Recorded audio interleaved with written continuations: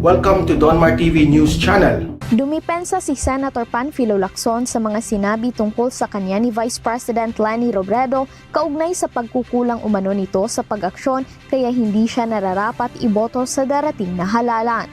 Ayon kay Lacson, hindi lamang siya maepal o mahilig ipakita sa tao ang ginagawang pag-aabot ng tulong sa mga naaapektuhan ng kalamidad o sa sinumang nangangailangan. Si Senator Manny Pacquiao, iginiit naman sa isang panayam na masusi niyang pinag-aaralan ang mga problema ng bansa. Sagot ito ng senador sa sinabi ni VP Leni na hindi sapat ang kabutihan ng loob kaya hindi nararapat iboto si Pacquiao. Ang kampo ni Ferdinand Bongbong Marcos Jr. ayaw na ring patulan ang sinabi ni VP Leni na siya ay sinungaling. Ayon sa kanyang tagapagsalita na si Attorney Vic Rodriguez, ang inaalok ni Marcos sa mga Filipino ay unifying brand of leadership at hindi papatol sa negatibo at hateful campaigning. Sinabi naman ni VP Leni na sinagot lang niya ng buong katapatan ang mga tinanong sa kanya sa interview. Nasa Tanay Rizal ang Vice Presidente kahapon kung saan isinagawa ang programa ng kanyang tanggapan na swab cab na nagbibigay ng libreng antigen test. Nakipag-online kamustahan din si Robredo sa kanyang supporter sa Ilocos Region. Si Manila Mayor Isko Moreno na sumalang din sa kaparehong panayam kung saan sumalang si VP Robredo at iba pang presidential aspirants, sinabi namang hindi nararapat iboto si VP Robredo dahil maghihiganti lamang ito sa mga Marcos at Duterte. Habang si Marcos ay hindi rin dapat iboto dahil maghihiganti lamang ito sa aniyay mga dilawan at pinklawans. Wala pang tugon ang dalawang kampo sa naging pahayag ni Yorme. Samantala, abala pa rin si Mayor Isko sa pagpapalawak ng vaccination site sa Maynila.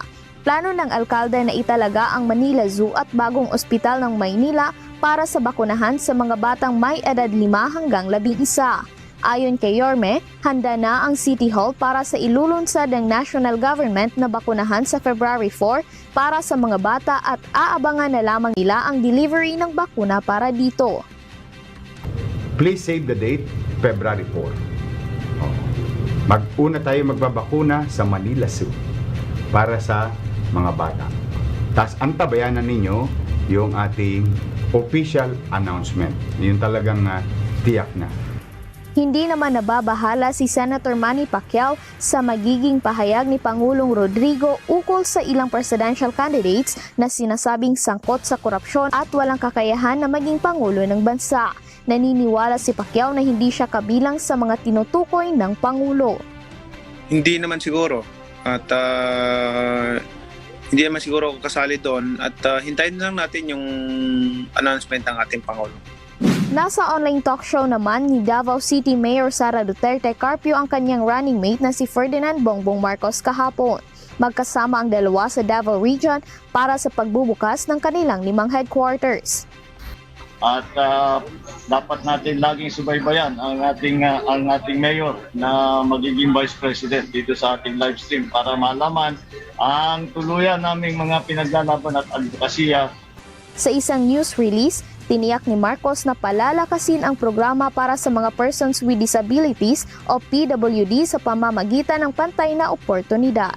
Ayon kay COMELEC First Division Presiding Commissioner Rowena Guanzon, walang jurisdiksyon ang COMELEC Bank kaugnay sa administrative complaint laban sa isang commissioner. Siya niya ay impeachable officer at hinamon pa nito ang abogado ng Partido Federal ng Pilipinas na si Attorney George Briones ng isang debate. Pinaiimbestigahan nga ng Partido Federal ng Pilipinas ni Presidential Aspirant Ferdinand Bongbong Marcos Jr. sa Commission on Elections si COMELEC Commissioner Rowena Guanzon. Ayon sa General Counsel ng PFP na si Attorney George Briones, illegal ang paglalabas ni Guanzon ng kanyang boto sa disqualification cases ni Marcos sa First Division. Kahapon ay una nang inihayag ni Guanzon na bumoto siya pabor na idiskwalipika si Marcos Jr.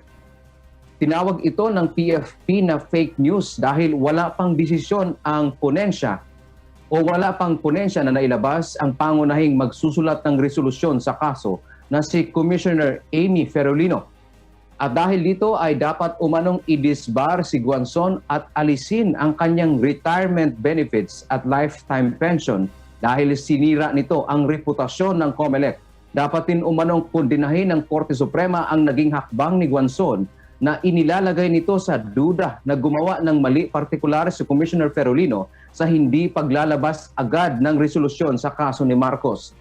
Ayon kay Guanzon, tinatakot siya ng Partido Federal at nagbabanta ito na ipakontempt at ipakukulong ang nasa likod nito. Sa isang text message naman, Ella, tumanggi si Commissioner Amy Ferolino na magbigay ng reaksyon sa naging hakbang ni Guanzon na paghahayag ng kanyang boto sa kaso. Ayaw-anya nitong labagin ang sub-judice rule at mararapati na lamang na mananatiling tahimik.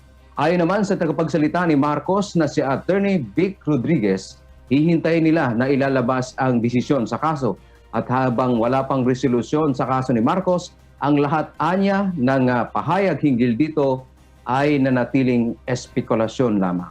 May ginawa po si Comelec Commissioner Rowena Guanzon na inilabas niya yung kanyang boto without na hindi pa nilalabas ng Comelec yung kanilang desisyon hinggil dito sa mga disqualification cases na kinaharap ngayon ni Presidential Aspirant Bongbong Marcos. May nagsasabi, sir, labag daw ito sa sub-judice rule. Paano po ba ang paliwanag dito, sir, sa aspeto ng batas? Alam mo, with all due respect to the commissioner, hindi lang labag yan sa sub-judice rule, no?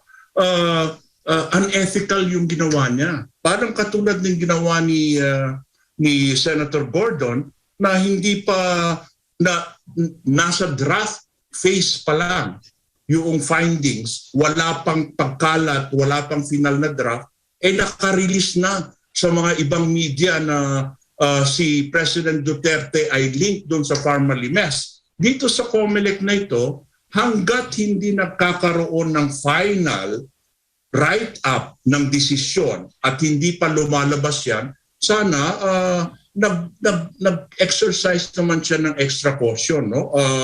Abogado ka, mataas yung tungkulin mo sa pamahalaan, bakit kailangan mo umepal sa ganitong situation at nilalagyan mo ng ibang kontrobersya. Yung controversial Mike and MJ, di ba?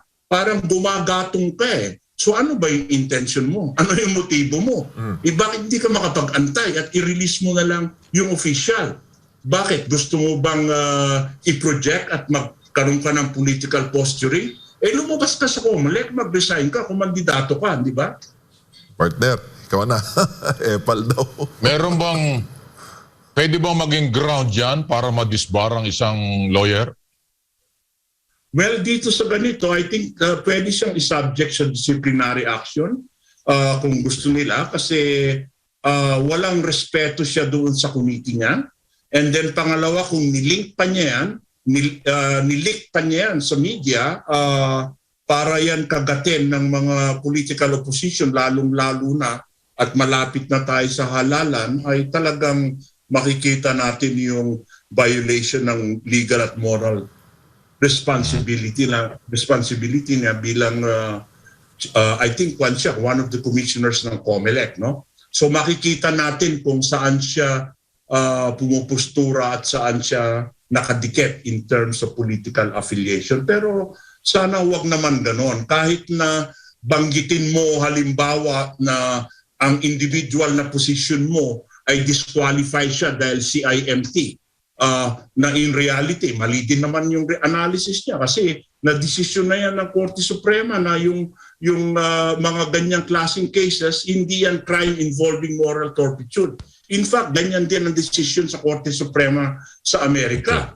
Kaya lang, nilabas mo pa na wala pang consent yung committee at wala pa yung final draft. Samantalang, ang tunay na conclusion at findings is hindi siya disqualified. Paano yan? Sinira mo eh. Sinira mo yung ganong conclusive findings. Parang naalala ko, MJ, yung ginawa ng mga opposition dyan sa atin. May finding ng Supreme Court na ang anti-terrorism law ay pwede nang implement maliban dun sa Article 4 regarding that. Pero anong pinalalabas? Ang pinalalabas nila is as if pangit at unconstitutional yung anti-terrorism law natin. Hindi. Meron lang doon konti na dapat baguhin. So ganyan din yung ginawa ni Commissioner Guanzon. Sana ay I think she should apologize, no, yung ginawa niya, whether it is intentionally or unintentionally or by mistake na biglang nag-leak yan, ay the public, she owes the public an apology.